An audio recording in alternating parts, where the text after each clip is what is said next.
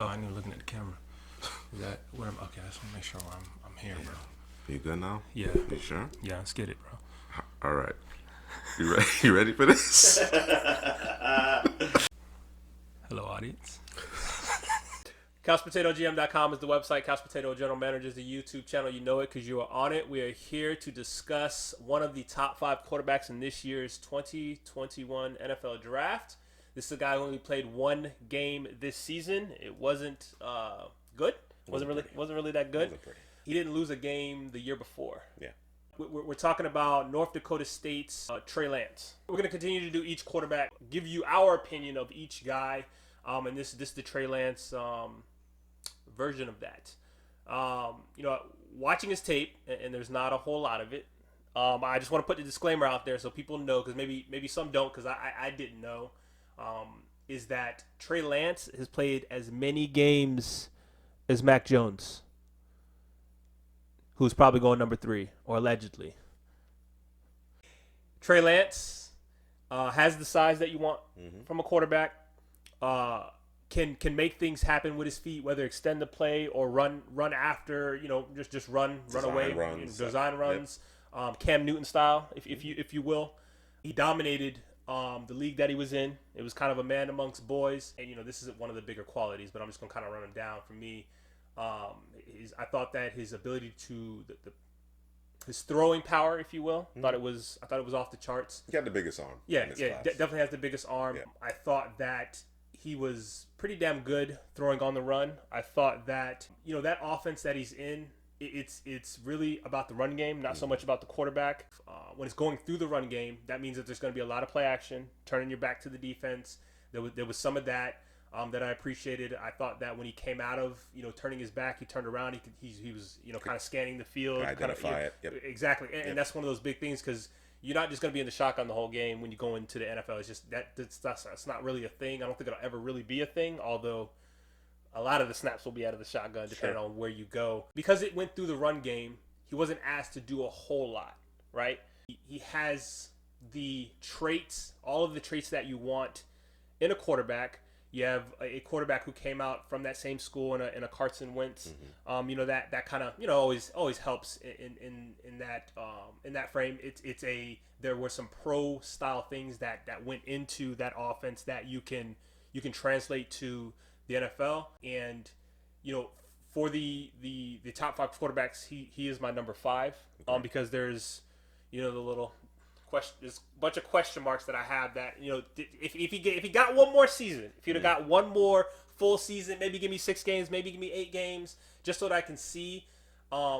Maybe he raises his stock. Unfortunately, we didn't get to see a lot of Trey Lance, and that made it a challenging evaluation. This is one of those instances where, as much as I like to kind of shy away from just putting too much emphasis on traits, I like to actually see you perform. I like to see you raise the play of your supporting cast. I like to see the year-to-year progression. We just didn't necessarily have that opportunity here with Trey Lance, considering everything that took place. But when you talk about the physical tools that are in place, the fact that he was asked playing at North Dakota State, they do run a prototypical offense, so I don't put a ton of stock in terms of the counting numbers. Right. But again, you alluded to it, you mentioned it. Turning your back to the defense, turning around when you're coming off that hard play action look. Can you reassess? Can you identify what's now happening once you've taken your eyes off the defense?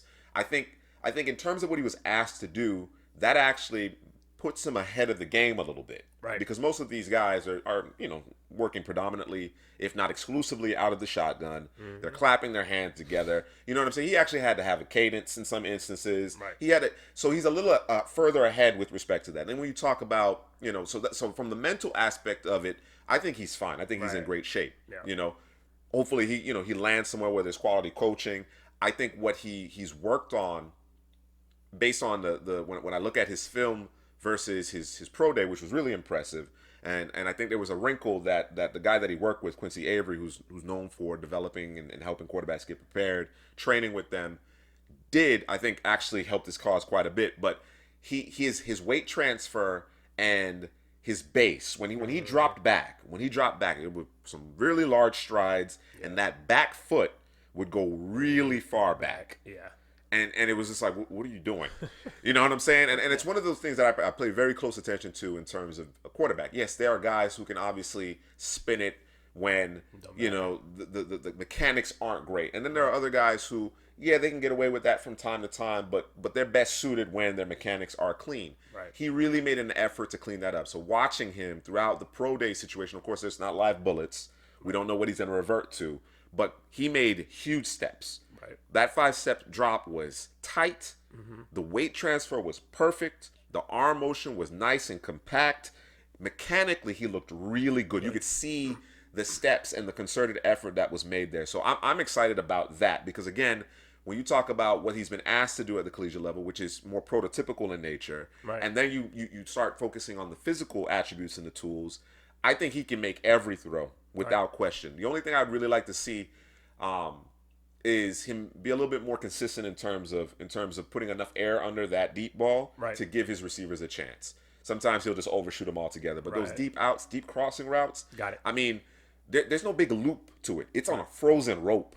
It's on a frozen rope. So he has the hose for it. He can pull the trigger and he can get the ball wherever you need it to go. At this juncture, to me, it's going to come down to coaching, fit, what the environment is around him. And I actually think, of course, there's been a lot of talk about Mac Jones and going to maybe 3 with San Francisco. And then, of course, Justin Fields, the talk has been him sliding in this draft. Again, I don't understand.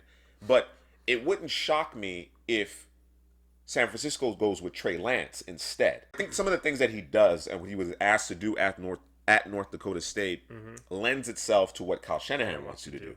You know, which is going to be under center. It's going to be hard play action. It's going to be the boots. It's going to be the waggles. It's going to be the nakeds. He already has experience doing that. He has the athleticism to do it. He has the hose. Like I said, he got the cannon to pull that trigger as well. So I wouldn't be surprised if he ends up going 3. You know what I mean? Because again, he kind of gives you a little of everything. Yes, we haven't seen a lot of him, right? And certainly, you know, you try not to scout the helmet. But of course, North Dakota State is known for being a powerhouse. Doesn't necessarily matter who they have under center. They're typically winning FCS championships, and they've been doing that for an extended period of time. But there's a lot to like about this guy, even with a limited amount of tape. I think just when you talk about some of these quarterback needy teams and schematically what the best fit might be for that individual, where they would get good coaching, where there's a quality supporting cast, San Francisco looks like a great landing spot. Fit. It's about fit. Yeah. And I don't want to see Trey Lance go to a team that's going to throw the ball, 40 times a game, 35 times a game. And if, fact check me, but if I remember in my notes right, he didn't throw the ball more than 31 times in any one game. I think that's right. You know what I mean? That's right. So let's be real about this. Yeah. Let's really think about where he would fit, and San Francisco is perfect. I mean, it's perfect. The offense is through the run game. So it's not a big in the scheme. It's not a big difference from what he was asked to do at North Dakota State. 2 + 2 is 4. That's all we're saying here. 2 + 2 is 4. Do not be surprised if it's not Mac Jones. Watching him and thinking about after San Francisco made that trade and thinking about what he brings to the table, because we had the conversation. Of course, like I said, all the media, the pundits, all the tea leaves are suggesting Mac Jones, right? My thought process was, Mac Jones was phenomenal this past year. I think he's starting to play his way into the first round, but I'd be hard pressed to think that you're planning on giving up that kind of draft capital to move up to get Mac Jones, who, yes, I expect to ultimately be better than Jimmy Garoppolo, but I don't think there's enough of a gap, a sizzle there in terms of some of the things that you can't teach, right? Because that's the thought process with Kyle Shanahan. He could just teach a quarterback whatever. The records of quarterbacks that aren't all that great that he's coached would beg to differ. So you need the trigger man. It still comes down to the trigger man, but I do think Shanahan has the ability to put quarterbacks in a position to succeed. So when I take a hard look at what North Dakota State's offense looked like and what they were asked to do. Of course, you don't have great receiver play. Like I said, there's some inconsistency, with the passes that are traveling over 20, 25 yards. But ultimately, in terms of him being able to make the requisite throws, he can do that. He can do it off platform. He can do it off script. He can create with his own legs.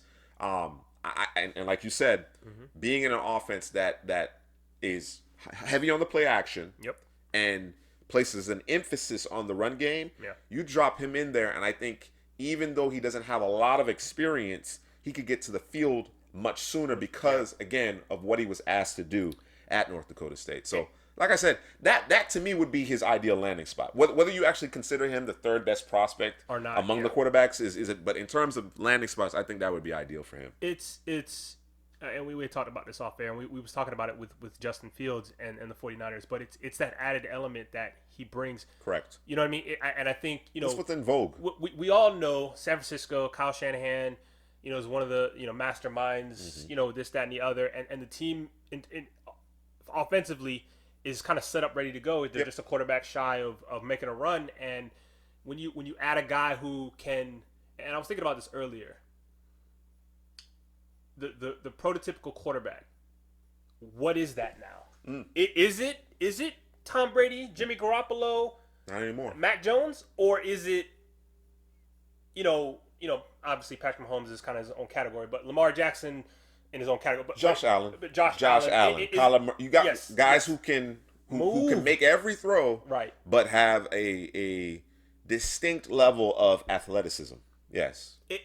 And I think that is the prototypical quarterback now when you talk about the defense with everybody being able to run 4.5s, and I'm not talking about cornerbacks and safeties. I'm talking about your linebackers. I'm talking about your defensive linemen, defensive tackles. Like, it's crazy. So you got to have a guy who's able to at least buy a little bit more time, do a little bit more when the play breaks down. So I just think that, you shouldn't be surprised if it's Mac Jones, but please don't be surprised if it's Trey Lance. And don't hate, because I think he matches that well, and he brings that extra element that the 49ers right now don't have with Jimmy Garoppolo. Yeah, I mean, you mentioned towards the beginning of this video that they've played the same amount of games. Now, of course, Mac Jones has played a higher level of competition. Right, of course. He's also had a substantially better supporting cast. Yeah. And I got to give it to Steve Sarkisian, man. Yeah. He of course he had the horses, don't get me wrong, and Mac Jones was deadly accurate. The completion percentage was off the charts, right? and I'm not taking that away from Mac Jones, but the situation was more conducive to success. Absolutely. You understand what I'm saying? He still had to make the throws, still had to make the plays, make the right reads. Right. But generally speaking, the situation was more conducive to success. Trey Lance was never going to match, regardless of the supporting cast, the offense that he was in was never going to be prolific in terms of passing numbers. It was different. But he protected the football, right? Zero picks. 2019. 2019. He protected the football. He led his team on a consistent basis. He made plays within the confines of the offense, on schedule, and when things broke down, he made plays as well. Right. Which again isn't something necessarily that Mac Jones is going to bring to the table. Right. And when you talk about, I go back to San Francisco's offense and what Kyle Shanahan wants or what he does. He'd like to get his quarterback out on the edge. Yeah. He'd like to put that pressure on the defense, create some consternation in terms of, okay, do I fire my gun and go after this quarterback and open up the passing lane behind me? Or yes, he can do that. So again, there is a lack of experience, but I think it is somewhat offset based on the offense, the prototypical offense that he was asked to run at North Dakota State. And I think I expect him to come off earlier than I think most people are. You just did it for me, bro. You did it? Yeah. Did I do it? Yeah, Trey Lance is going number 3, bro. Think Trey Lance is the guy? Yeah, he's gonna go number 3. You just convinced me, and it was the getting him outside the pocket, and just thinking about what you can do with Trey Lance, and just thinking about these coaches are kind of egotistical. They are, this is my thing. Sure. I want to be great. I want to be known as the best or one of the best at what I do. I want that. Let's call it love. Okay. Love from my peers, right? Sure. And you want that respect. Respect. There it is. And you sitting at home, and maybe everybody sleep at the house, at the Shanahan house, and you're looking at your draft board, and you're like, what could I do with Mac Jones? But what could I do with Trey Lance? Or even Justin Fields. Justin Fields. I think Justin Fields possesses some of those same physical tools and abilities as well. The offense was very different, though. Correct. It's just a very different offense in Ohio State. What could I do with this guy? Yes. You know what I mean? Like, Yes. like what could I really do? Like, I'm thinking about a play right now, and if I had Trey Lance, I might adjust it, just tinker it a little bit, and now I have a different variation of 60 plays now because Correct. he has the added element of actually running the football or just getting outside the pocket much quicker, much faster. Yep. It just changes everything, and it makes the. I'm just trying to put it out there. I'm just trying to put a bug in your ear. Listen, don't. All right, I don't have time. I'm done, bro. You done? I'm You done? bro. Going back to his pro day, because I rewatched his pro day before we did this video. I rewatched his pro day, and they were during the broadcast. Of course, NFL Network had it, and they were talking about it was set up based on whom they thought might be interested in quarterbacks, right? Okay. So some of the route concepts that were being run were things that they obviously studied based on the teams that they thought would be in the market for a quarterback in the 2021 NFL draft. Okay. And like I said, those outs, those overs, I mean, Ball there. frozen rope, man. Frozen. Again, it's against air. I get that. I get that. But there's certain things that he's capable of doing that are undeniable. Right. And I think based on his skill set, again, based on the offense that he ran in college and kind of where that puts him versus everybody else in the class, I actually think that gives him a little bit of an edge in terms of getting acclimated to an NFL offense, to an NFL verbiage. You understand what I'm saying? Yeah.